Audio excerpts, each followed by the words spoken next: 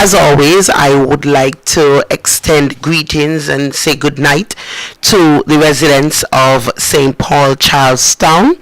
Whether you are living in Bath Road, Government Road, Hamilton, Quaddock Road, Ramsbury, Low Street, Main Street, Marion Avenue, Happy Hill, wherever you are in Charlestown, Stony Grove, Grove Park Range, wherever you are, I say a pleasant good evening. And naturally, I want to say good evening to the Nevisians who are living in the diaspora. We know we have many of you who are listening from New York, Miami, Florida, other parts of Florida. We have in the United States Virgin Islands. We have closer home in St. Martin and Anguilla. And wherever you are, the BVI, we say a pleasant good evening to you. And of course, it's always a pleasure to have you tuned into Your Voice with the NRP. And we're looking forward to an exciting program. We know that here on 2020 Vision Radio, particularly on a Monday evening, you get nothing but the facts, Mr. Manners. Well, thank you for joining me as always. Last night, of course, the 52nd Leeward Islands debate competition concluded in St. Kitts, and the Nevisian debaters showed the world who they are. Take a listen.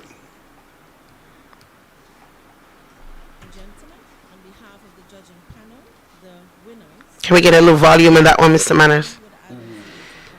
I'm hearing it, just albeit a little low. Is that better? Still a bit low on my end.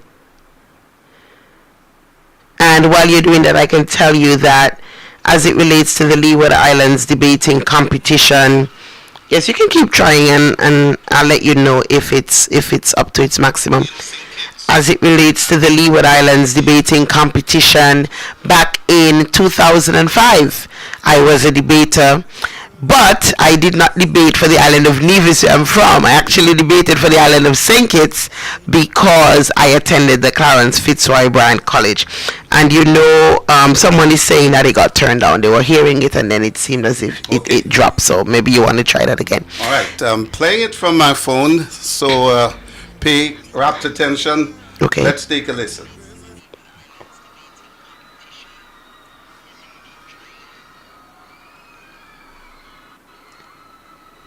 Yeah, I'm not hearing it, Mr. Manners. It's still really, really low. All right, let's try one more time. See if we can. And I'm hearing some other music somewhere as well. You're hearing people? I don't know where that's coming from. Way in the distance. Okay, let's try one more time for this. For ladies and gentlemen, on behalf of the judging panel, I am hearing it, but not clearly. Like really, really, really, really, really, really low. Perhaps the volume on the device that it's on, maybe that can be turned up some, because I'm hearing it really, really low.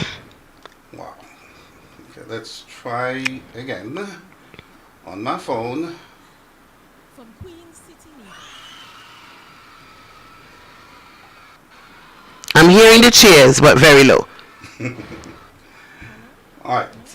Yes, so I was saying that I debated back in 2005, and it's really good to see that this debating competition is still going around. I know we missed a few years because of the COVID-19 pandemic and one or two other challenges, but it's definitely a pleasure to see that it's still going around. There are many persons in our community who participated in the Leeward Islands debating competition, and when we look at them today, we can see that they're doing great things. So I personally believe that the LIDC, Leeward Islands debating competition, provides a very good platform for our young people to express their oratory skills, their thinking skills as well, because you have to be able to think on your feet, especially in the cases of a rebuttal.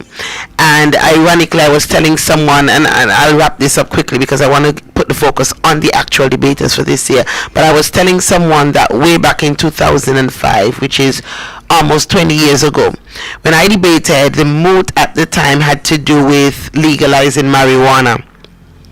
And it's amazing that so many years later we are still having this discussion, so it means that we're doing a lot of talking but not a lot of action in this regard. So that was back in 2005. We're now in 2024. And we are still having these types of discussions. But of course, I want to join the many persons who have offered words of congratulations to Team Nevis, who competed in this year's Leeward Islands debating competition.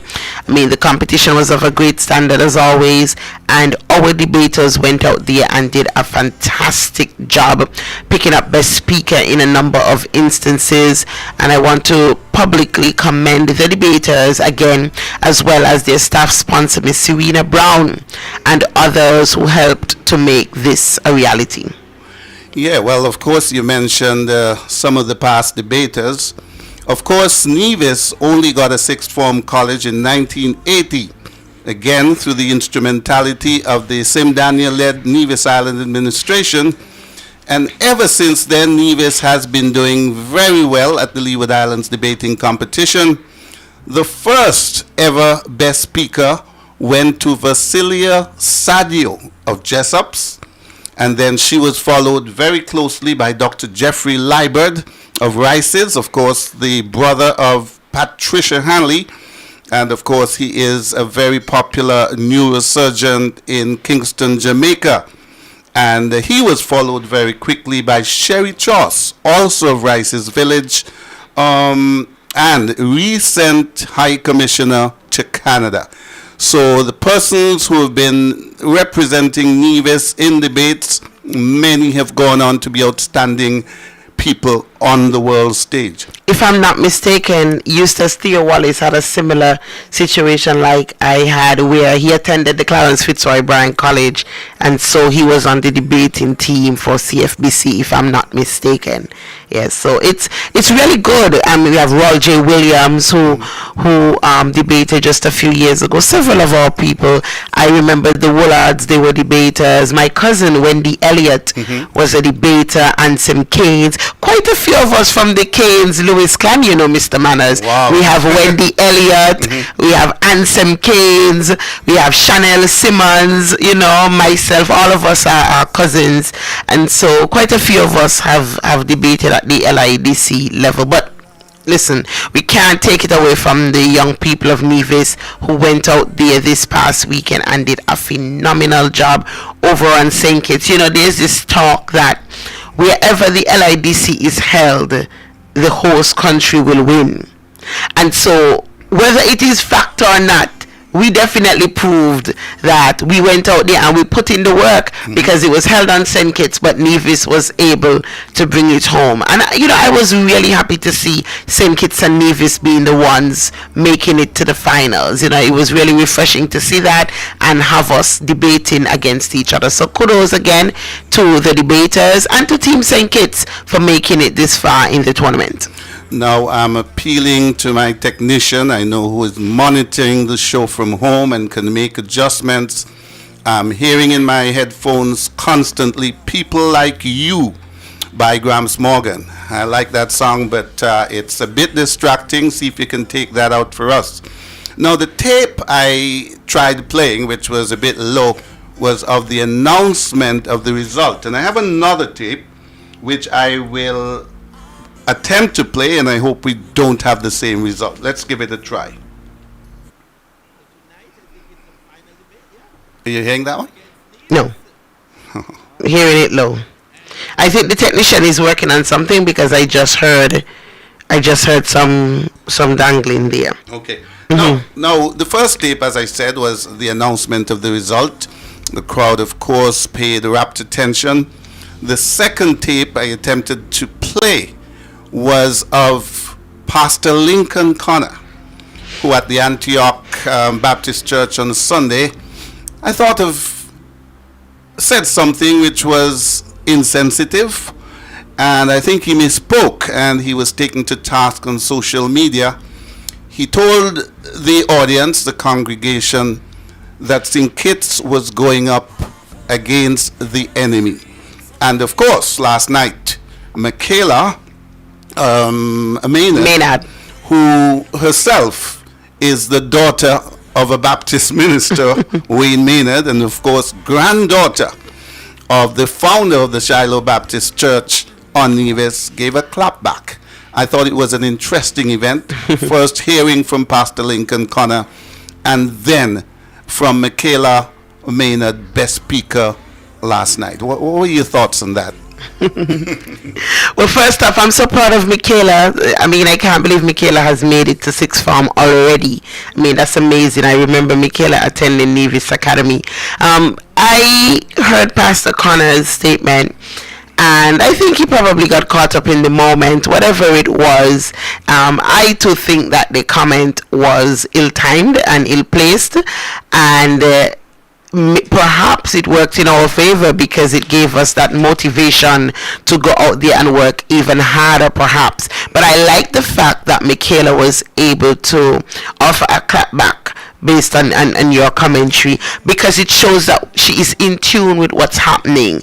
And yes, obviously with a debate you get an opportunity to prepare to some extent prior to the competition, but with that happening just that day, it shows her ability to be flexible, her ability to incorporate something that's fairly new into her debate. So I found it interesting, and I was joking to someone and I say I hope that Pastor Connor says that same prayer next weekend when we have the St. Kitts Nevis Inter High School Championship, where he wants God to confuse the enemy, and by doing so, a team from Nevis will be victorious, whether it be the CSS Lions or the GSS Panthers, in bringing home the SKN Inter High School Championship title. So, hey, if the prayers are working, Pastor Connor, but working in our favor, keep them coming. We welcome them. Well, if you want to weigh in on this, of course, we've had difficulties with the phone over the past 2 weeks. We're hoping for no such eventuality tonight. So from the get-go, if you want to give us a call, 669-7312, 766-7312, 469-7953. The song has gone away, so should be smooth sailing from here. But these Leeward Islands debate, the founding father was Dr. George Irish of Montserrat, and his intention was to create greater camaraderie between the young people in the Leeward Islands. And so it was astounding for me to hear the pastor, a man of the cloth, pitching Nevisians against Kittitians. And if he's so minded, he can call us here. You're human after all. Yes. Do a walk back of that. Yeah, I like I said, I thought Pastor Connor was I don't think he meant any harm by the comment. Yeah, of course, he didn't mean any harm by the comment, but you know, like I mean, obviously, I think that it wasn't the right place either. But he didn't mean any harm. But of course, it's comical to us, because at the end of the day, somebody got confused, right? Somebody did in fact get confused. And like I say, I just hope that he'll say that same prayer next week, because it shows that he's powerful, and I want that to go in our favor. He was really having a good time. But again, kudos to everyone. You know, when I told someone that I debated for CFBC years ago, they were like, so who are you going to support tonight, Minis? And I'm like, is that even a question? I mean, I'm from Nevis. I'm a division all the way. Because even when I attended CFB, Mr. Manners, you know, my division dialect is very strong. You know, I mean, yes, I can code switch, but my division dialect is very strong. And the lecturers were always nervous, JD, and I would do it just for fun. Just for fun. We've got our first caller on the line. Good evening, caller. Good evening, caller. Man. Hi, good evening, caller. Are you hearing me? Yes, Yes, we are. a little low, but yes. Go right ahead, caller. I am calling on behalf of Pastor Connor tonight. Mr. Butters. I don't think Pastor Connor mean a thing. Okay? Let's look at it very positively. He don't In a thing. That is just him. He's just being humorous. Okay. He's a loving person. He's just being humorous. He don't mean anything. So let's not blow it out of proportion. And I love the comeback by the Nevis debaters. I love it. I love it. I love it. They prove him wrong.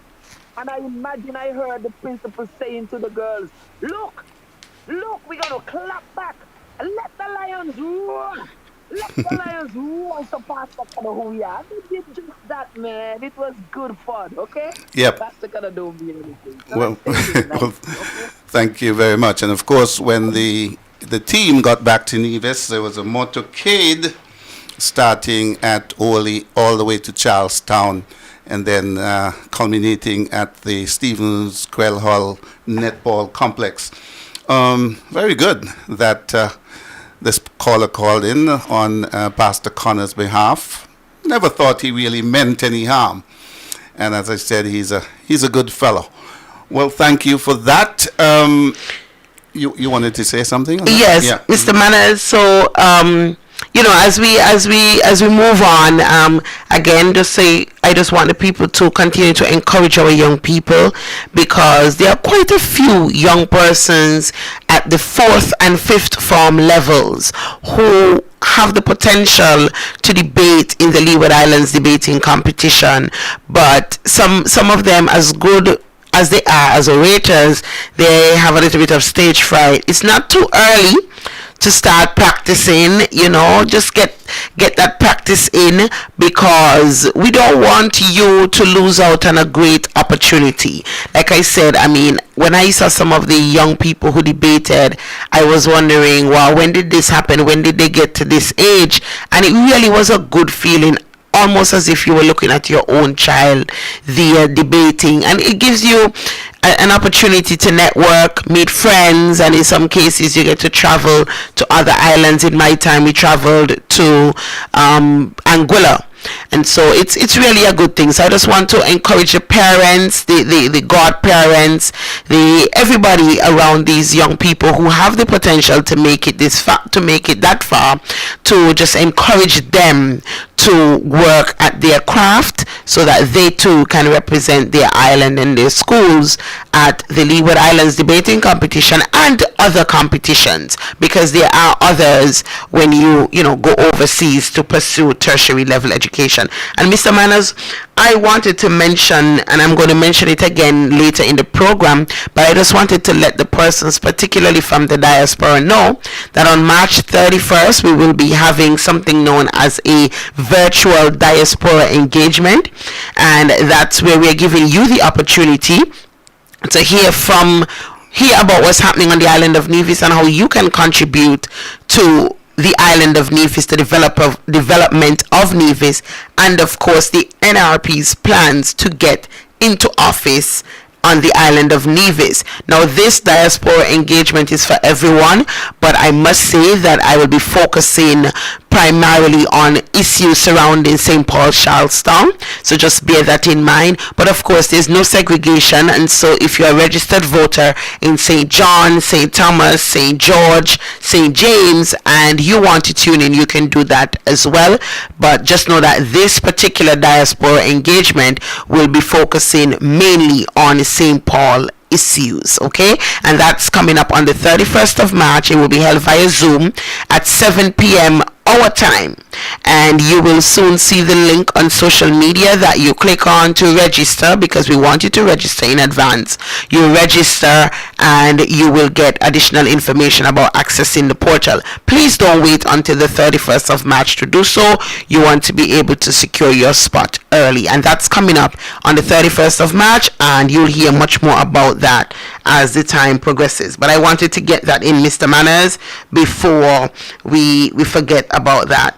And while you're commending our young people, particularly the debaters, there are another group of young people who I want to commend, and that group comprises the boys and girls of primary and secondary school levels who have been doing a wonderful job at the various sporting meets in St. Kitts and Nevis, and I'll focus more so on Nevis as we are in the sports term, what we call the sports term on the island of Nevis. And so far we've seen some sports meets already taking place, and Mr. Manners, I can tell you the showing has been absolutely amazing.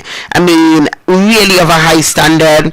I'm seeing obviously my alma mater, the Charlestown Primary School, we were the first of the primary schools to have our sports meet. A fantastic sporting meet. Then I saw the children of Ivor Walters doing a wonderful job. Joycelyn Liebert had a spectacular sports meet this year. The EPPS, Elizabeth Pemberton Primary School, and I want to shout out one of my constituents who happens to attend the Elizabeth Pemberton Primary School, and that is Amia Archibald. She's actually the daughter of Adzil Archibald and Isis Archibald, and she attends the Elizabeth Pemberton Primary School. And if you know Amia is so reserved, so quiet, nothing bothers Amia, and she's great academically. I didn't know Amia was an athlete, but this was Amia's year to shine, and she really did a good job up there at EPPS Sports. And like I said, she's a resident of St. Paul's, and so I definitely want to shout her out.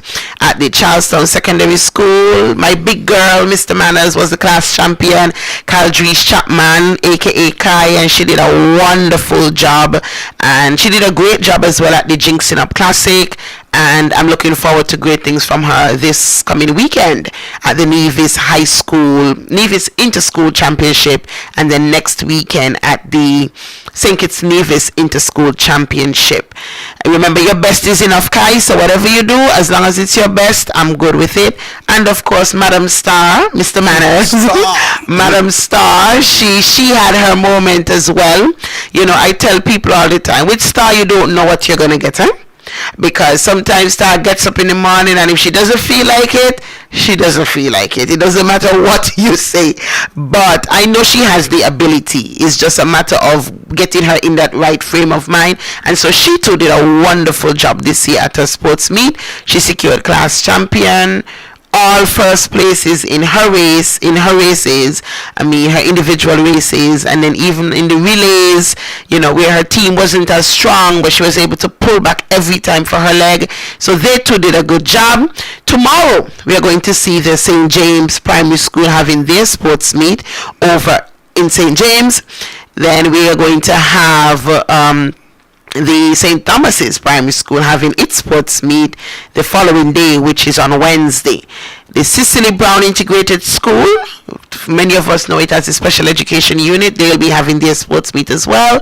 And so we are well into the sports season, Mr. Manners, and I can only imagine what we can expect, how exciting it's going to be come April 3rd when we have the mini Olympics on Nevis. But before that, of course, when we have the Inter-High School Championship this weekend and the St. Kitts Nevis Inter-High School Championship the following weekend, being held in Nevis this year for... Is it the first time? First time. For the first time. Mm-hmm. Yes, we're going to have the actual field track events being held at the Nevis Athletic Stadium, Mr. Manners. So tomorrow it's St. James Primary, and yes, that means, among other things, you will see Madam Hazel Brandy on the track with her two boys. That should be exciting. And of course, the next day, St. Thomas's the Green Giants. So very exciting sports season on the way, and of course culminating, as you said, with the mini Olympics on April 3rd, I think you said. Yes. Now, the aforementioned Dr. George Irish of Montserrat is, in many respects, Montserrat's favorite son. He was a recipient of the first ever doctorate in Spanish for the University of the West Indies in 1969. And when he got back to Montserrat, he made a lot of difference. Of course, he was a founder of the Emerald Community Singers on September 15th, 1971. And then in 1972, founded the Aliagana Festival. A lot of Nevisians may not know that Dr. George Irish was the main inspiration for our own Calvin Cabu Howell to start Culturama in 1974. Interesting. Because Dr. Irish started the cultural renaissance in Montserrat. In Montserrat, yeah. And people like Cabu and Irma Johnson and Lyra Richards and Clifford Boots Griffin followed suit. So Montserrat led the way. Of course, I don't hear about the Aliagana Festival anymore, but Culturama is coming up in 50. How are plans going? What's your view of the way things are going? We're about 4 months off. Mr. Manners, I spoke earlier as the aspiring education minister, right, about the LIDC, the Leeward Islands debating competition, as well as the sports meets. So allow me to speak as the aspiring culture minister. Mr. Manners, I absolutely love Culturama. Anybody who knows me knows that I love Culturama. I love culture. Anything to do with promoting our culture and developing our culture, I absolutely love. I personally feel that we are still not doing enough. I'm not feeling enough of a buzz surrounding Culturama 50, but I will tell you that since the last time I've been here, I've seen some increase in momentum, for want of a better word. I've seen some increase in momentum, but for what I expected at this stage, being March, the month of March, we're just a few months away from Culturama 50, I was really hoping to feel that buzz. I mean, what some persons have said to me, and it's perhaps true, that people will come home nonetheless. People want to come home and they've been gearing up to come home, so they will in fact come home. So you don't have to do that whole push about getting persons home. But we don't just want persons to come home, we want persons to attend the shows and participate in the troops and attend the various events for Culturama, not just come home. Additionally, we can't ignore the persons on the ground.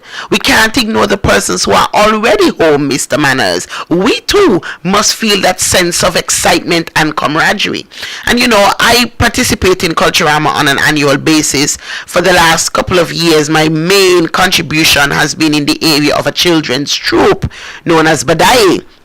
And so I say, you know what, I have to do my part as well. Sometimes we try to politicize Culturama, and I have felt that where we are politicizing Culturama, but I say, listen, I'm putting that aside, and I am still going to put out my troupe Badai this year for Culturama 50. And of course, this is where I put a personal plug in and encourage parents right here on Nevis, persons in St. Kitts, and even those overseas who will be coming home, to register your children for Badaye. It's a children's troupe, and we take them as young as potty trained, whatever age that may be for them. And we have the Badaye children section, and of course we have a teens section. So as long as they're 13 or making 13, they can be enrolled in the Badaye teen section. And so that's this year for Culturama 50. Feel free to follow Badaye on Facebook for the updates. It's BAADAYE.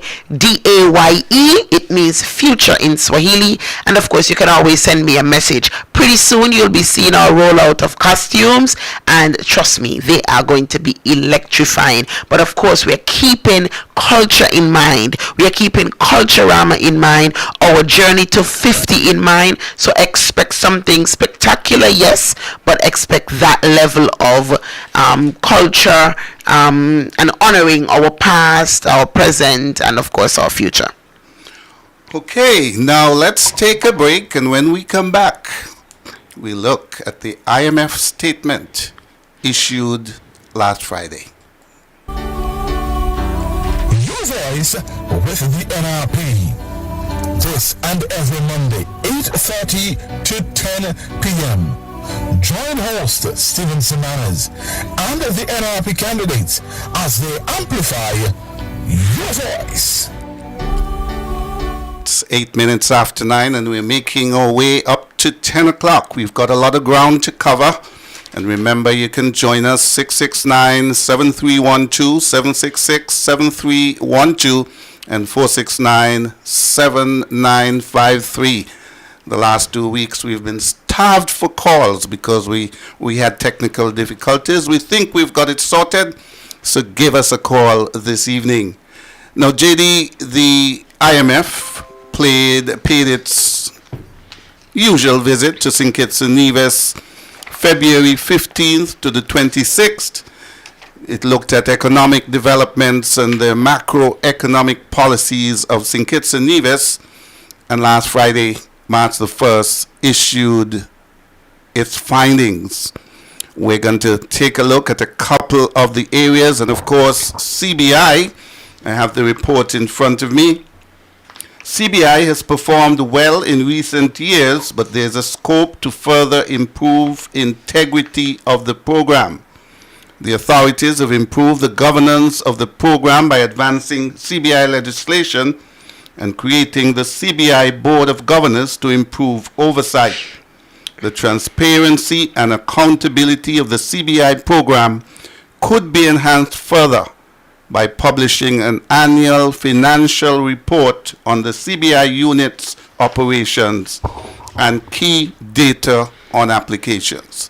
This Prime Minister, 19 months in tomorrow, like his predecessor, Dr. Timothy Harris, has been as opaque as cement in letting the people of the Federation know the inside story and how much money is the CBI bringing in, how many passports are out there. The CBI, the IMF group has made that observation once again. Of course, our Premier was there for 7 years and say he didn't know how much is in the fund, but now he's all but gone mute. He says he's waiting on the World Bank to tell us and to tell the Prime Minister when Nevis will get its fair share. Mr. Manners, so we have quite a similar situation on the island of Nevis. I know that is, speaking of the Federation of St. Kitts and Nevis, obviously Nevis is included. But we have a very similar situation that is specific to Nevis, where we don't know anything, or we know very little about what's happening, where monies are coming from, how monies are being spent. Because just before the break, we were talking about Culturama and whether or not we were ready for Culturama. And I think many of us think of Culturama and the readiness for Culturama just in terms of the shows and the various events. But have we stopped to consider that with an influx of persons, we need to ensure that our healthcare facilities are on par or are up to standard? And so that, in my opinion, is a perfect example of how Nevis has a similar situation where we have no idea what is happening. And I continue to tell the people of Nevis and those who have decided to call Nevis their homes that the failure or the inability of this government to complete the Alexandra Hospital must lay squarely at the feet of the Honorable Spencer Brand, who is the area representative for St. Paul, not just because it is in his constituency, but because he was the architect. He was the architect for that project, at least one of them. And we know, for those who pretending that they have forgotten, we are aware that this was the CCM's way of trying to give Mr. Brand a penny before he ran, or as he was running for a seat in the Nevis Island Assembly. And so it seems we are paying for his payday, because several years later we still don't have a completed Alexandra Hospital wing. And so that is a perfect example of the people of Nevis not knowing, not having a level of transparency from its government, not knowing where funds are coming from, how funds are being allocated. Mr. Manners. Wow. On debt and cash management, let's hear what the IMF statement says. More fiscal discipline is required from the local government. I read that to mean NIA, which should ideally be enshrined into law and supplemented by joint efforts to reduce the short-term debt. We know that Nevis is heavily in debt, and the IMF is talking to that, what maybe should be done to bring us more in line. Mr. Manners, we don't listen. Our administration doesn't listen. It's quite simple. And not only does our administration not listen, it's very hard when you have an incompetent administration led by someone who is a dictator, led by someone who does not wish to hear anything from anyone else, and supported by a team of persons who are afraid, who are inept, who are clearly unable to do any better. And so that is the situation that we find ourselves in on the island of Nevis. And so the IMF can talk and talk and talk and talk and talk, but I maintain with these people in government, Whether they mean well or not, the fact that they are inept will not get us any further. And someone joked one time, but after the joke, I pondered, I reflected on what it is they said, and I said, this person is onto something, that our premier does not know how to spend small money. He may know how to spend big sums of money, but not small money. So if you give him $300,000, he wouldn't know what to do with it. Even $1 million, he wouldn't know what to do with it, because that's small money for him. And so, because Nevis is not a rich country, we don't have a lot of money, he's not sure what to do when it comes to the island of Nevis. I mean, it's sad when people are celebrating or are majoring in the minors. They're celebrating just the basics, Mr. Manners. Hold your thought there, JD. Good evening, caller. Welcome to Your Voice with the NRP.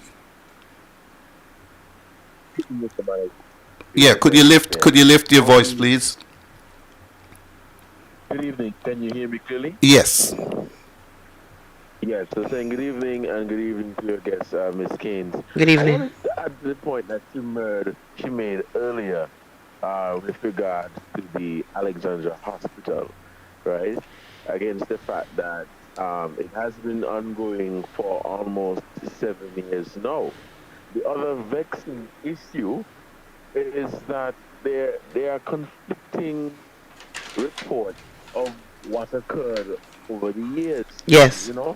None of the ministers of health, the premier, none of them seem to be entirely sure of what took place. And correct. So you have on several occasions where one minister is saying, well, we spend this amount of money. Another minister is saying, well, we spend this amount of money. You had a project that was initially scheduled to be completed within 18 to 24 months. It has been almost 10 years, and I think people ought to be very upset at this, and people ought to be concerned that I see it as the NIA getting away with murder. That's really sad. Thank you very much. Yeah, I mean, that person is right on point, Mr. Manners. I mean, they talk about something, or we talk about something, and then we leave it alone, and we let this administration continue to operate as if this Alexandra Hospital situation is nothing. But I mean, the reality is, it is a big deal when you keep hearing conflicting reports in terms of the numbers, the amounts being spent. I mean, this is unconscionable, and the reality is, if the shoes were on the other foot or on someone else's feet, this would not be the case, because Mark Brantley, through his radio program, would be drilling all of the failures, but we find that we here on the island of Nevis are forgetting. It's only when someone for us takes ill that we remember the state of the hospital, and it doesn't matter if the rest of the hospital is functional. And by the way, I use that term loosely, because at the end of the day, it is our money that is being spent. It is not Spencer Brand's money. It is not Mark Brantley's money. It is not Janelle Nisbet's money. It is not Troy Liebert's money. Who is in there? It's not Eric Evelyn's money. It's none of their money. It's our money. It's all of us combined money. And so we have a right to know what is going on with our money. And I keep saying, with Culturama 50 coming on board, how prepared are we for an influx? Yes, we don't want anyone to get ill. Yes, we rebuke that. But at the end of the day, it can happen. What happens if people get ill? Do we have enough to sustain the people who are on the ground already? And let alone an influx of persons? Come on. The reality is, the answer is no, Mr. Manners. Now, the IMF statement puts inflation at 3.6% in 2023, up from 2.7% in 2022. Of course, the 1st of March, we witnessed the increase in water rates.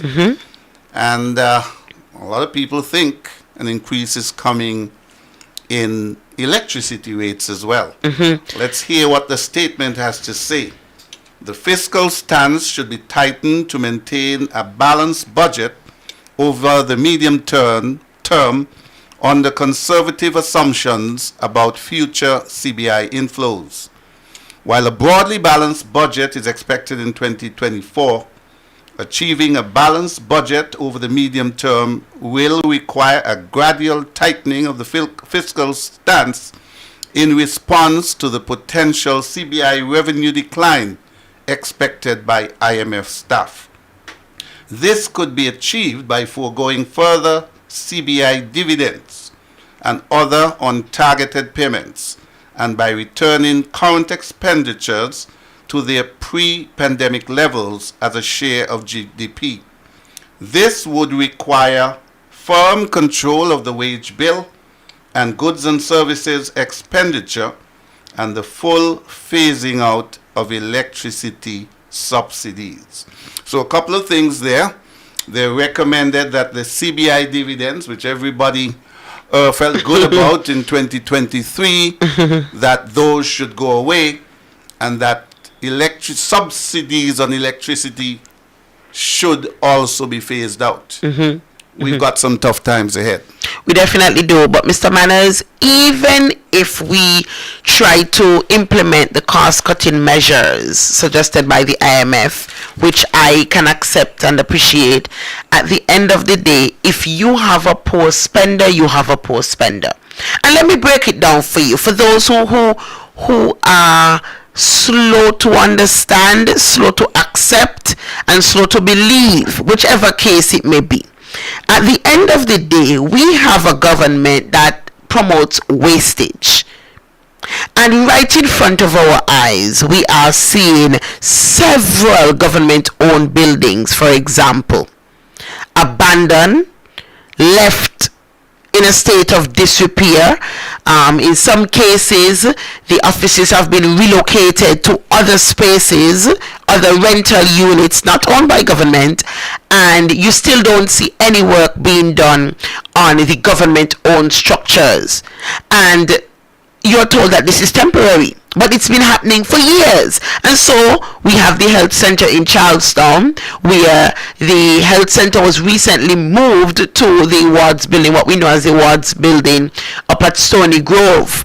And I have not seen any work started in Charlestown, Mr. Manners. And I am willing to bet, Mr. Manners, that we will be up at wards building for many years. Well, I live across from the Gingerland Health Center. Yes. And that's been there, I would think, going on 10 years. It's been some time. That it's been moved into a community center at hard times. Yes, it's totally unacceptable. Additionally, we have some buildings near the labor department, you know, where the old water department up that alley between the post office.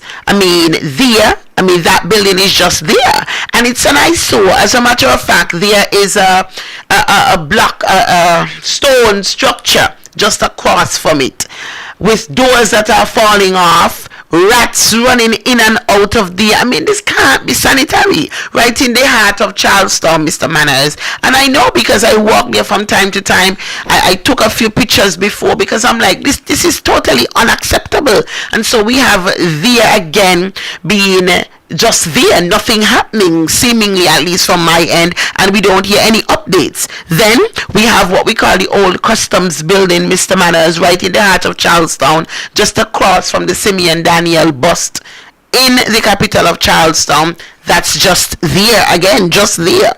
We have the former Nevis Land and Housing Development Corporation building over at Bellevue, Bath Plain area. Again, just there.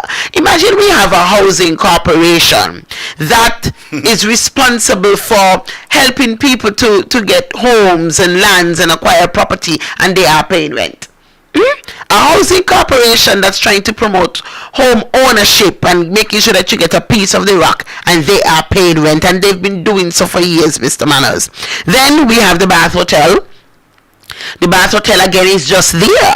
I remember I worked at the Department of Information /NTV, and at the time we were located in the Bath Hotel. We had to move because of health challenges, I don't see anything happening, and some significant sums were spent on that building to get it to the state where it's at. What are we doing? Can we do some sort of work to probably make it a museum? Something. What are we doing? Nothing. It's just there.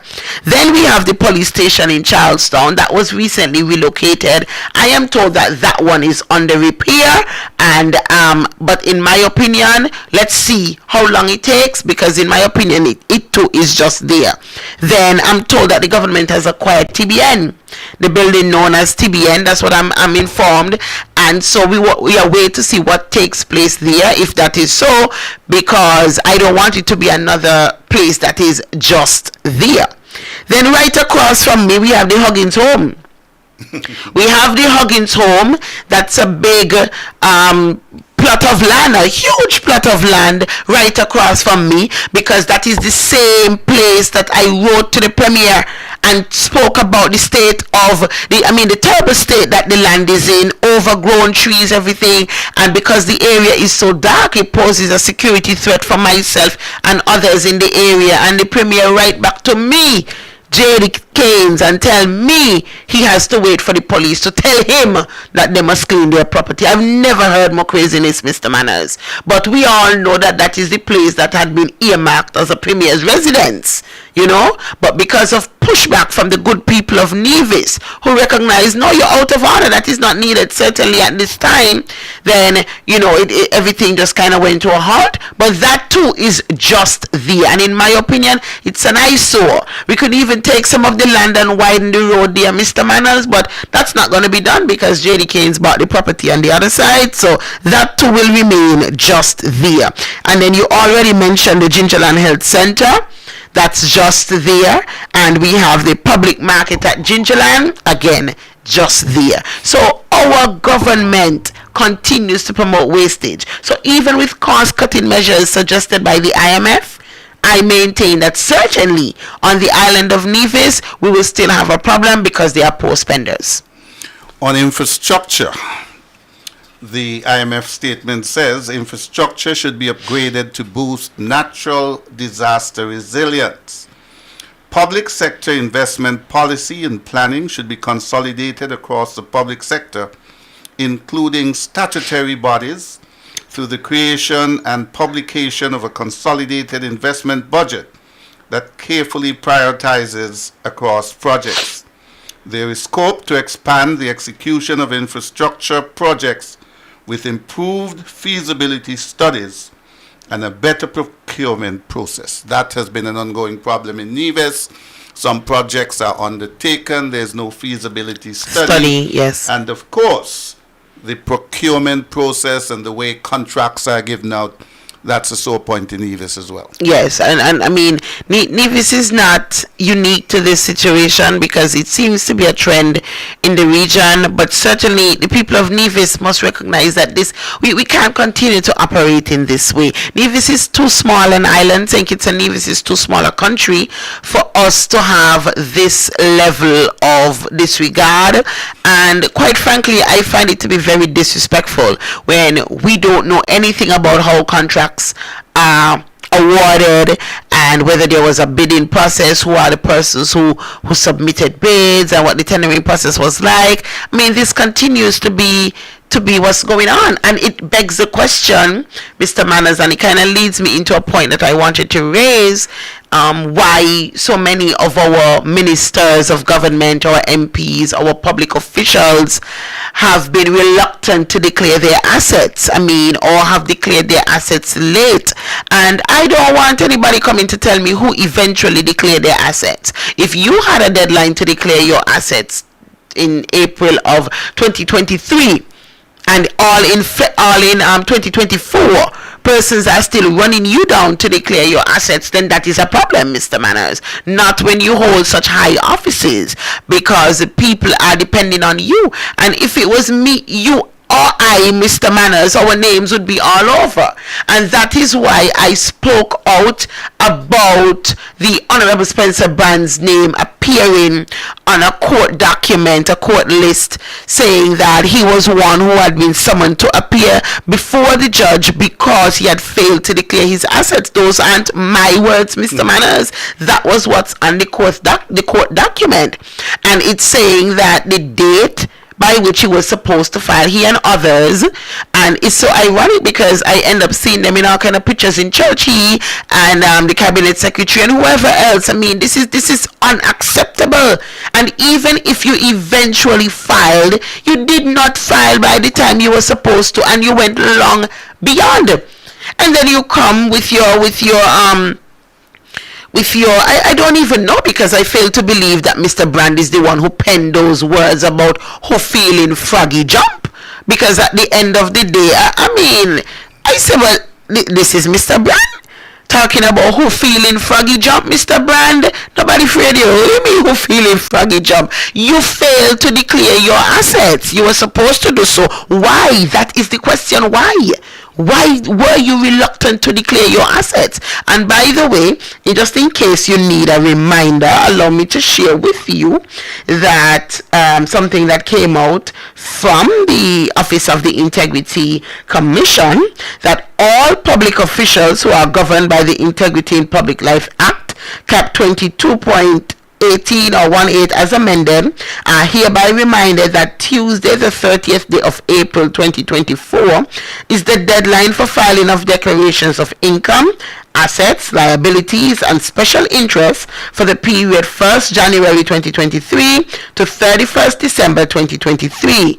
Please note that public officials who resigned or retired or who otherwise demitted office after the 20th day of April 2023 are required to file declarations with the Integrity Commission up to 2 years after demitting office.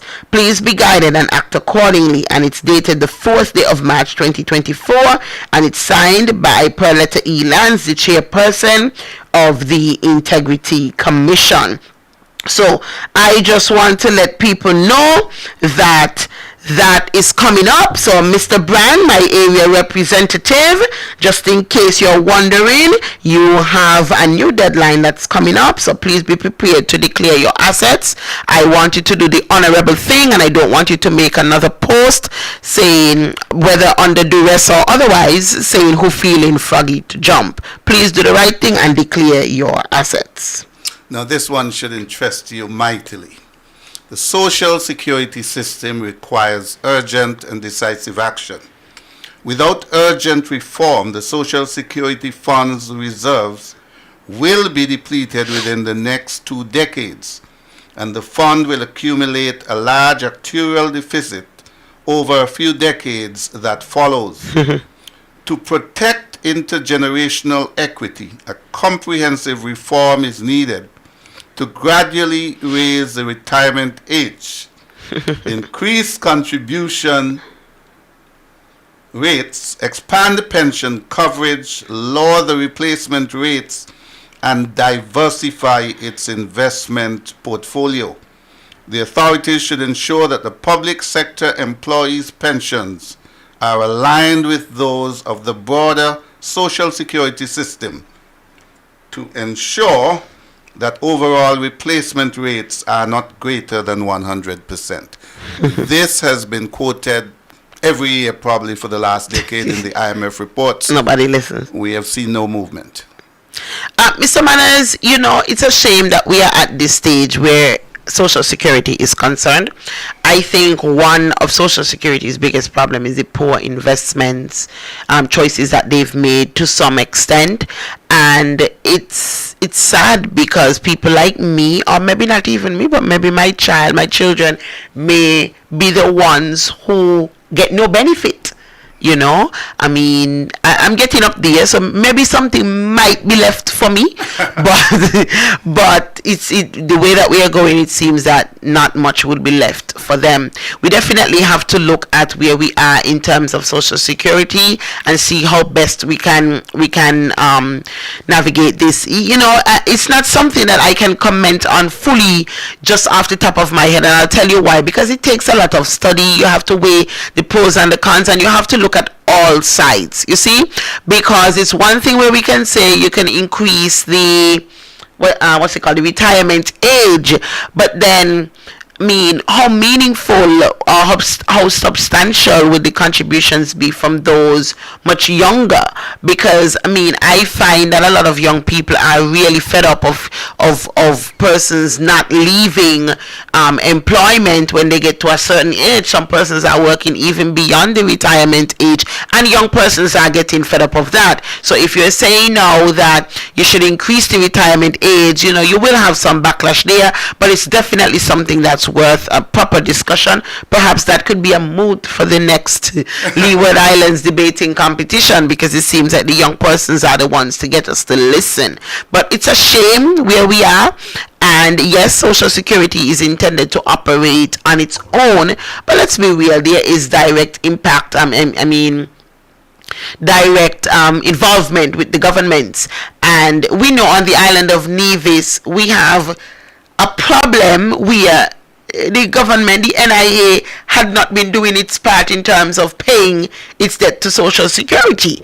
We've seen letters where the Social Security head is asking or reminding the government, the NIA, of its obligation to pay this money. And so that is one of the ways that we can help to not deplete the Social Security funding, Mr. Manners, by paying what it is we owe. Because you and I, if we have a business, we are expected to pay our contributions, and so the government is expected to pay the contributions on behalf of its workers. Of course, this statement we will be discussing in a more fulsome way with the other caretakers and representatives in the coming weeks. We'll look at one more, JD. The impact of the recent minimum wage increases should be carefully assessed. Yes. A two-tier increase in January 2024 and July 2025 will increase the minimum wage by nearly 40% compared to the previous level set in 2014, placing it higher than ECCU peers, and likely subjecting 1/6 of the workforce to the minimum wage.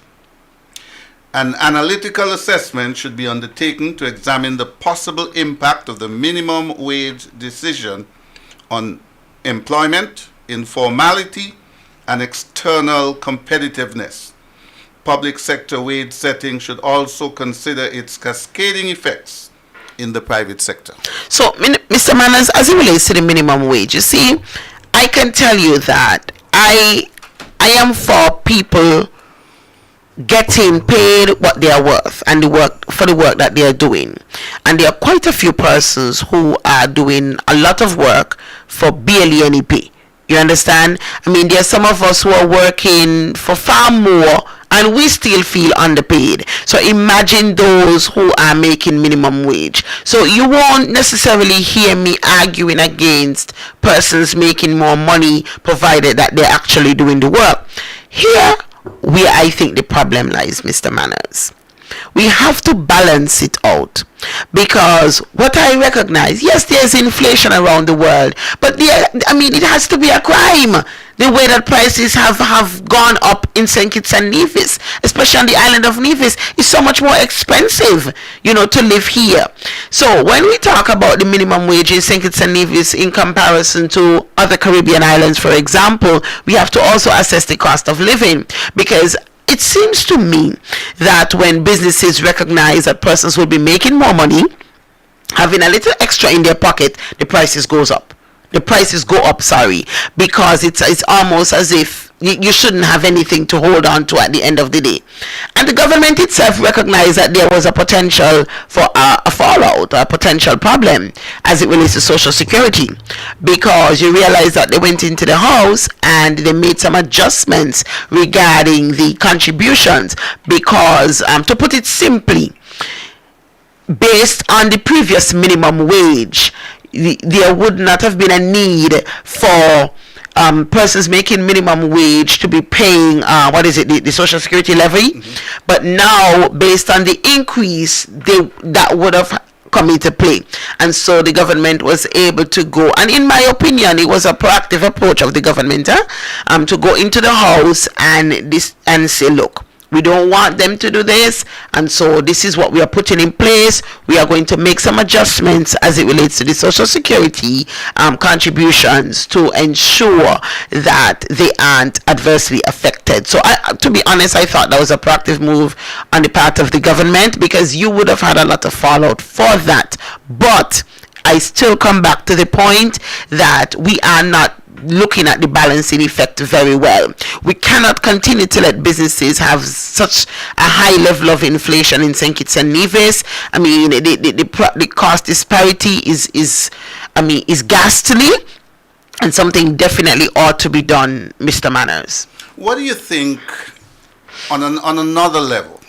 Because if all minimum wage is so high, or high, maybe twice as much as other Caribbean countries or OECS countries, and there's freedom of movement, could that lead to a flooding of our territory? I read something this Most evening definitely. where Antigua is already saying, oh, we're not, I hope I interpreted it right, but we're not for full-scale movement of people. We have to look at it in a measured way. Yeah, so I did see something, well, not the Antigua part, but I did see something that, the islands are considering or looking to have full free movement. I mean, that again is something that needs a little bit more thought into it, because I'll tell you why.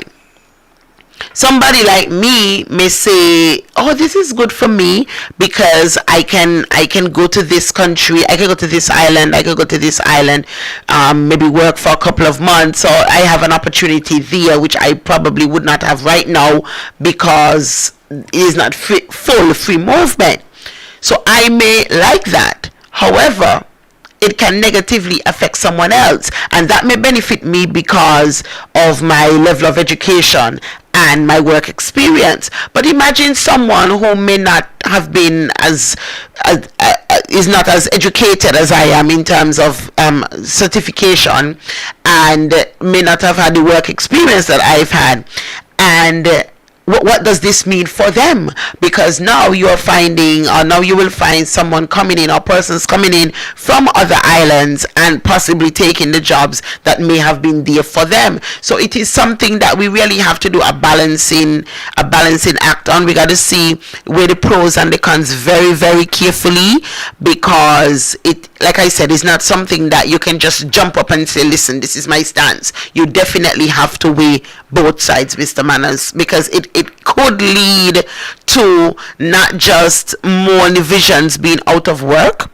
It could also lead to a change in our culture, because with an influx of persons, gradually you would realize a change in the culture, a change in even the identity of the people of your island. And I'm not saying that's necessarily taboo, but I'm just saying these are things that we have to be open to if we decide to go this route, Mr. Manners. Now, the federal government said they took care of the low-income earners by raising the minimum wage, and then they took care of themselves.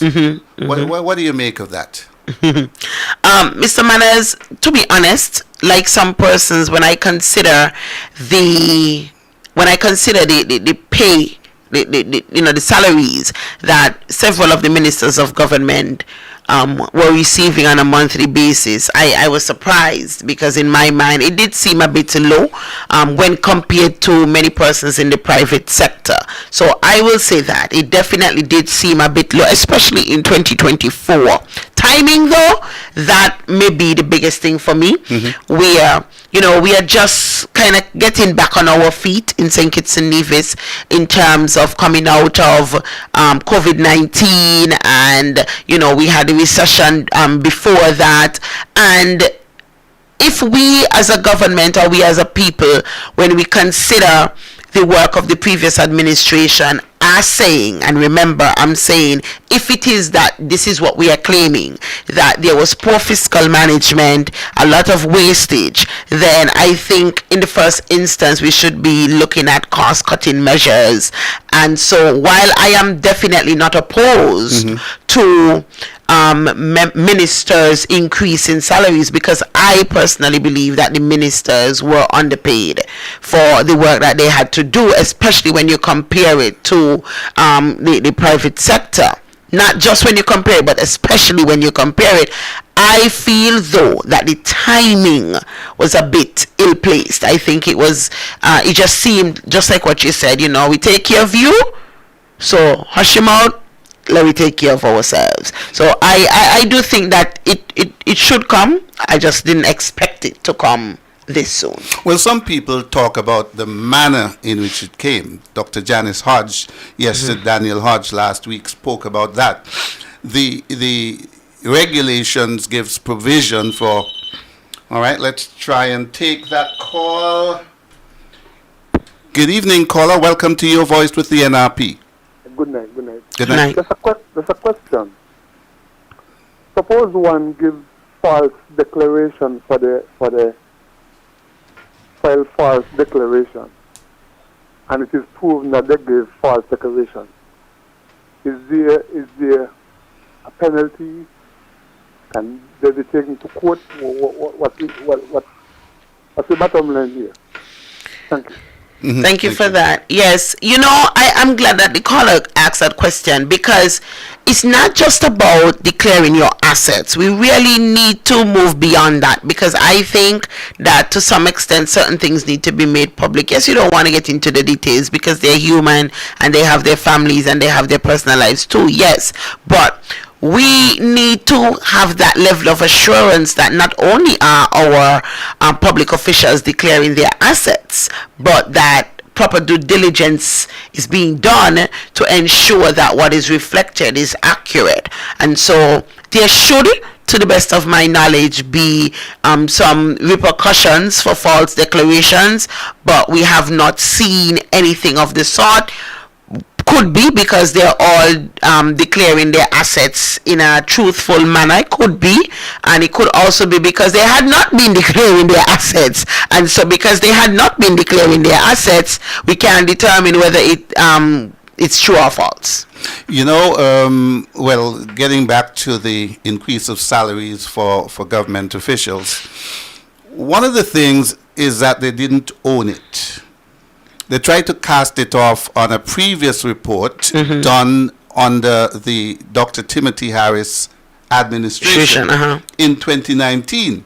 And I think Dr. Hodge pointed out last week that there can be a review every 3 years. Yeah, I agree with her. But they wanted to pin it on the Harris administration and say, it's they who say it, not us. They could have done their own review in 2022. And we just read from the IMF statement that there are potential decline in receipts from the CBI. We all know that the gale force winds are blowing where the CBI is concerned.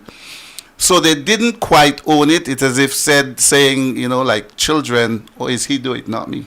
Yes, yeah, I agree. I mean, if you're going to make a decision such as this one, own it. You know, I mean, obviously you won't please everyone.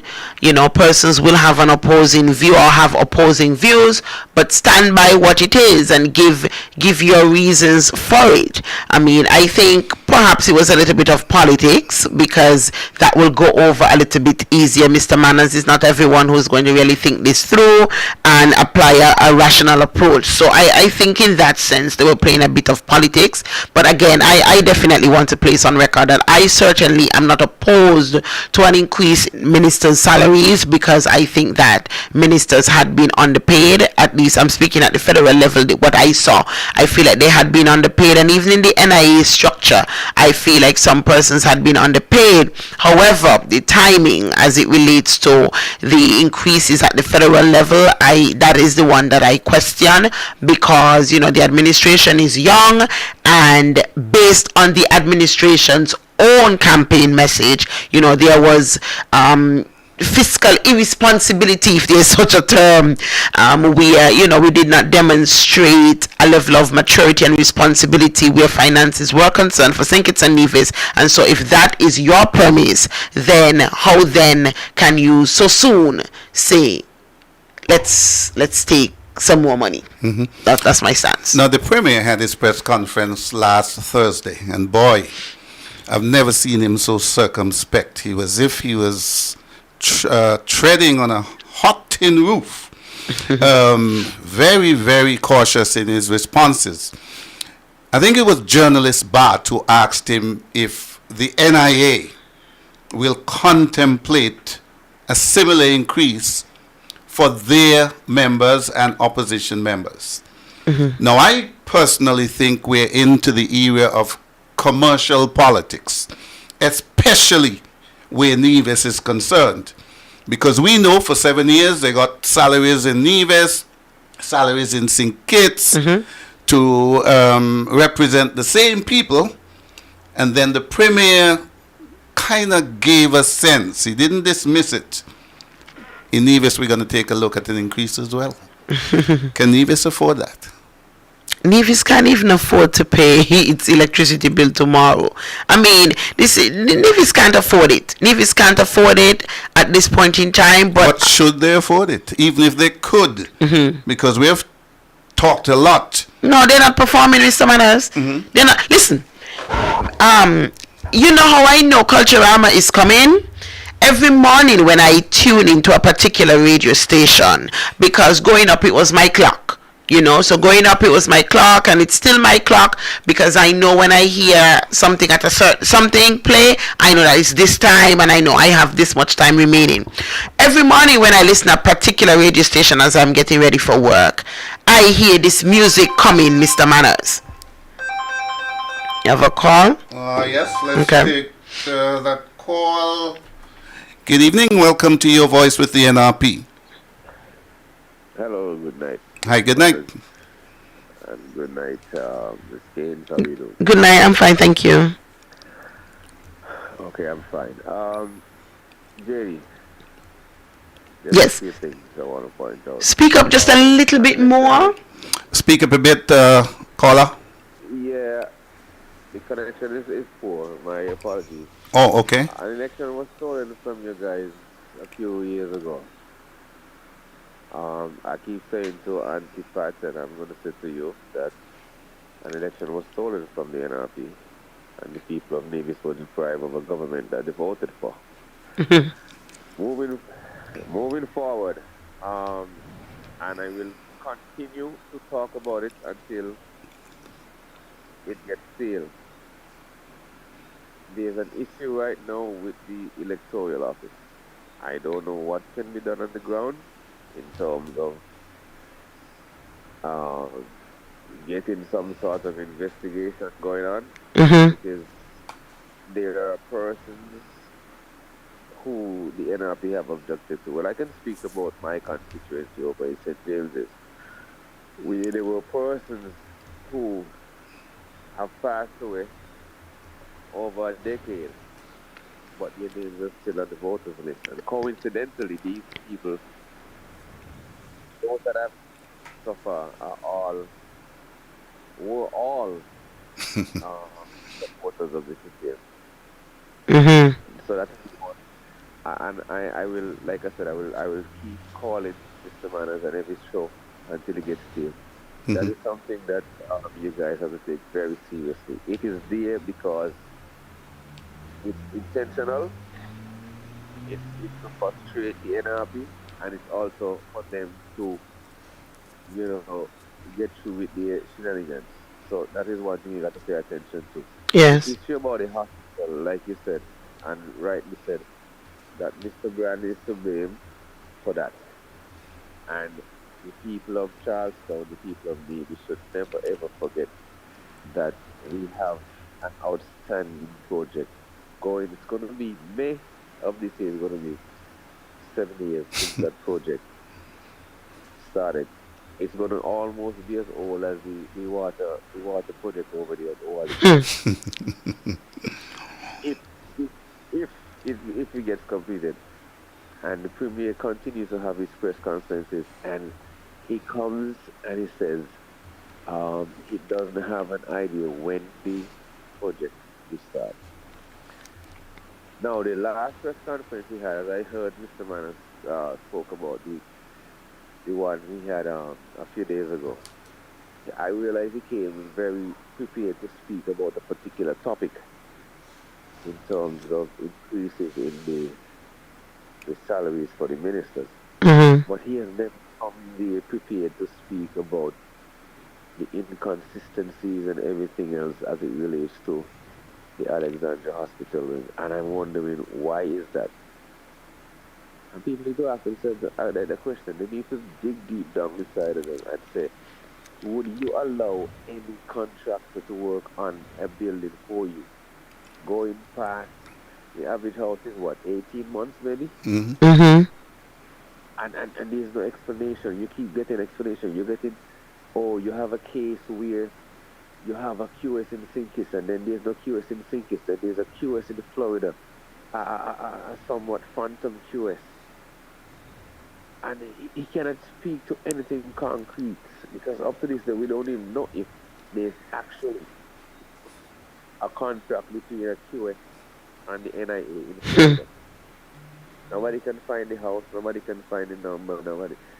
You have to dig in a deep dark web. But like I said, an election was stolen from you guys. Don't ever give anybody the impression that you lost the election. We know what happened, and we know how the system is rigged. I mean, the luck is on their side for now, but you can only be lucky for So long. so long.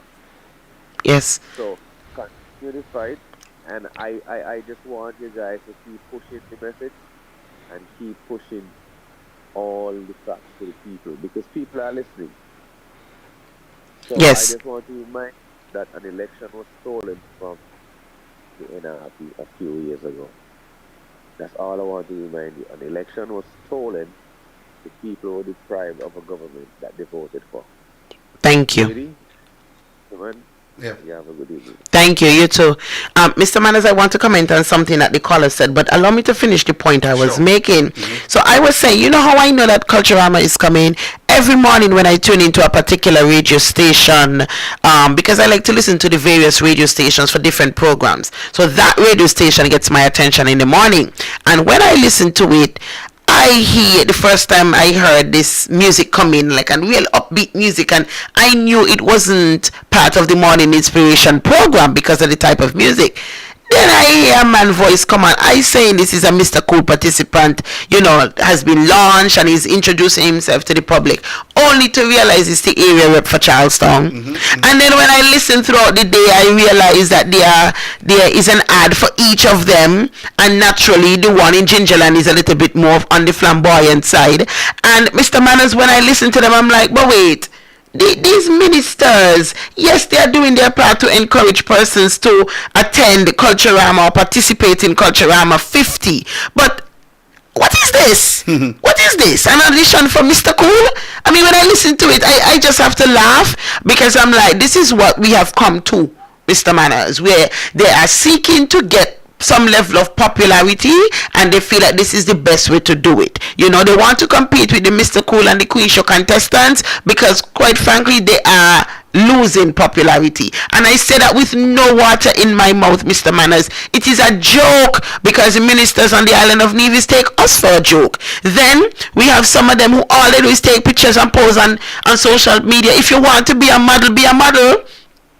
If you want to be a model, be a model. The job that you are assigned to is to be the Minister of Health, the Minister of Public Works, the area rep for Charlestown, the Minister of Education, the Minister of Sport, what else? Finance. We're not here for people who want to be models. But that is what we are getting. All these shots, and you're into the media, I'm into the media, all these stage shots, and everybody taking pictures like, let's see the best angle. I mean, it's ridiculous. That's what we've come to. But back to the caller's point here about the electoral office. Mr. Manners, they continue to do some foolishness. And I don't know if it is a mistake, but if it's mistakes, it's a lot of mistakes, where you find that you've objected to person's name time and time again. Time and time again you object to people's names, but then guess what? And the objection is allowed, or so you are told, but then the name reappears on a voters list. How, Mr. Manners? And I could tell you, I I have a problem. I had a problem when I learned that St. Nevis 9 has a new registration officer. Not that we have a new one, but who the person is, and I'll tell you why. Unless he can prove to me that he has received the required training, I am worried. Because just a few years ago in St. Paul, we had to object to that person because they lived in St. John and they had been living in St. John for years. They had been living in St. John for years. And they were able to still vote in St. Paul. And when we took them there, listen, when we object to you, we don't mean any harm. And not necessarily whoever objects to you, I don't think they mean any harm. They're just saying you should be fair. You should be fair. If I can't vote in this place because I don't live there, why should you? And so I remember I was there when someone objected to the good gentleman. And the gentleman appeared for the hearing. I was there. I wasn't the person who objected, but I was there because I wanted to sit in. And that person fought tooth and nail and said he has a right to vote in St. Paul because that is where he's from, that is where he grew up. Yes, I know I live in St. John, but I'm supposed to vote in St. Paul. And this is the person you have now as the officer for Nevis 9, replacing Mr. Foy. You're going from bad to worse. So unless you can prove to me that he understands now, I'll give him the benefit of the doubt that maybe he didn't understand back then. I'll give him the benefit of the doubt.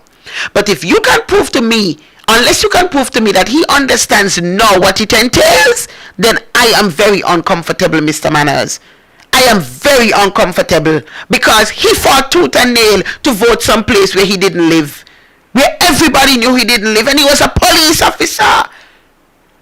So this is someone that we ought to respect. It can't be right for you and it can't be right for you and wrong for me. Nonsense. So these are the things that we have to pay close attention to, and people stop getting offended. If you live someplace, go and vote where you live. Go and vote where you live. It is only fair. Spencer Brand couldn't vote for himself because he does not live in St. Paul anymore. Jerry Keynes couldn't vote for herself in the last election because I did not live in St. Paul at that time. So fear is fear. Fear is fear. Yes, I spend the majority of my time there. Yes, I do. Yes, I got a property up there, but that is not where I was living. So fear is fear. You understand? I wasn't living in my mother's house in St. Paul, so I couldn't vote for myself. So how I can vote for myself, but you must choose who you want to vote for? No, it is not right. And the current registration officer, Mr. Keynes was objected to several years ago, and he fought tooth and nail and said that he should vote in St. Paul, and he know he had a house in St. John. That is not right. 2 minutes after 10, final words. Mr. Manners, I definitely want to thank you again, as usual, for allowing me this platform, giving me the opportunity to sound my voice on your voice with the NRP. For those who tuned in late, I want to let you know that the St. Paul's constituency is organizing a virtual diaspora engagement. That's coming up on the 31st of March. It's a Sunday, and it will be at 7 p.m. Atlantic Standard Time, our time here on the island of Nevis. And we want all persons to tune in if you're living in the diaspora.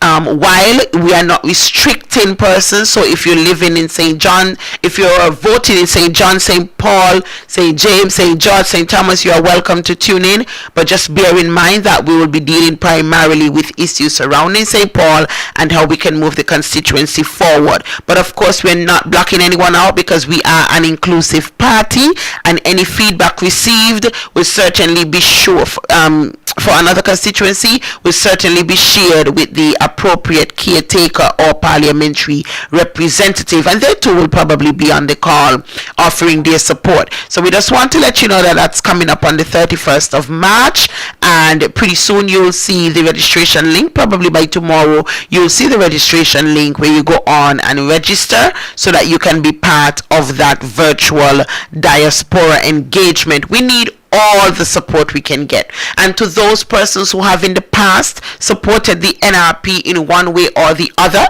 we want to thank you, and we are asking that you continue to do so. I myself am asking that you continue to do so, because there are many things that we have to do in the Nevis Reformation Party. There are many things that have to be done in St. Paul, St. John, St. George, St. Thomas, and St. James. And so we need persons' help. We need you on the island of Nevis. We need your manpower. We need your ideas. We need your financial support. And we need those of you equally in the diaspora. So however you can help, please feel free to reach out. I can be contacted 663-4423. I can be contacted via social media. We welcome all the help we can get. And finally, I know that some persons have been asking me to give an update or give a comment regarding the Premier's seeming obsession with me, because I'm told that he has been talking about me on his radio program. Understand that you will be getting a comment in due time, but I particularly don't like to comment on matters that are before the court, hence the reason why I have not said much about the issue. But you will get a comment from me in due time. And so, as always, I thank you so much for your support. Go out and support the schools who are having their sports meets. Go out and support our children who are doing great things. As long as it's positive, let us support them in all that they're doing. And I didn't at the start of the show get an opportunity to offer my condolences to everyone who's mourning, to anyone who's mourning at this point in time. So allow me to do so now. So to the family of Mr. Austin Reginald Leeward, who was buried just recently, of Craddock Road, and Zamba Smithen, who was buried recently as well, I offer condolences again to you. Well, publicly, I've done so privately, but I offer condolences to you and all others who are mourning.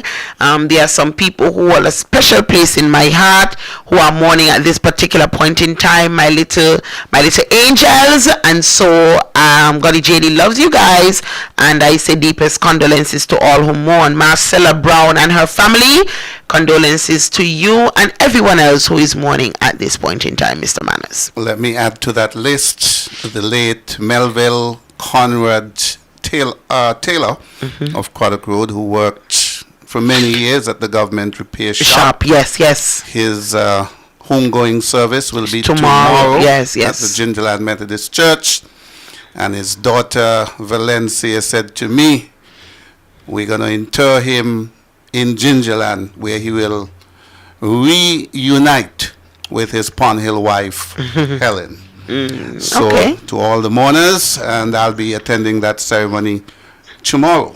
Yeah, I know his grandsons. One of them runs with Caldries. Yeah, and another one goes to school with Star. So yes, my condolences to them as well. And very interesting that there's a late caller. We will facilitate. Good evening, you're our final caller. Don't forget Hazel Brandy's mother-in-law. Oh, yes. In Jamaica. Yes. I think in St. Catherine's Parish. Thank you for that. Her final name, title, Bowes.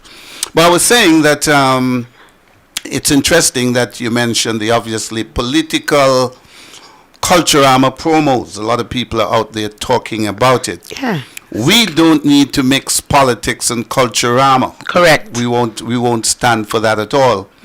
But you may not know, but the incumbent NIA has also dropped the first road march tune for Culturama. It's in keeping with the ethos, the fact that they're all commercial politicians. Take a listen.